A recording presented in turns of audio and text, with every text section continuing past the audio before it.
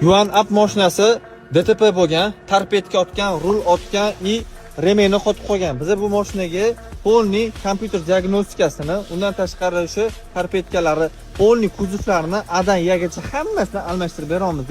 Bekorga yetishmaydi, yo'l qoidasi umr foydasida. Putot bo'lib yuringlar, taxminan akamizni 40-50 million so'm atrofida xarajatga tushib turibdilar. Bitta dona mana shu narsani deb ko'pchilik akalar katta summaga tushib qolishyapti. Nimaga bunaqa deyapman? Mashinani o'zingizni yoningizdagi o'rindiqqa tiqib qo'yadigan bo'lsangiz, o'zingizga tiqib qo'yadigan bo'lsangiz, tabloda chekchiroq o'chadi, har xil ovozda o'chadi, to'g'ri.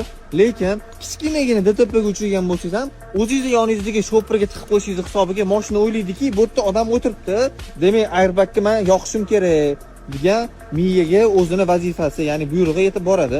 Shuni hisobiga ham kichkina oddiy DTPning hisobiga torpedkadagi airbag otib yuboryapti akalar. Imkon qadar bunaqa narsani ishlatmaslikka harakat qilinglar. Shunda mana shunaqa katta xarajatga tushmaysizlar. Shunaqangi elektromobilga oid zo'r foydali videolarni ko'rmaslik uchun bo'lsa, sahifamizga obuna bo'lib qo'ying.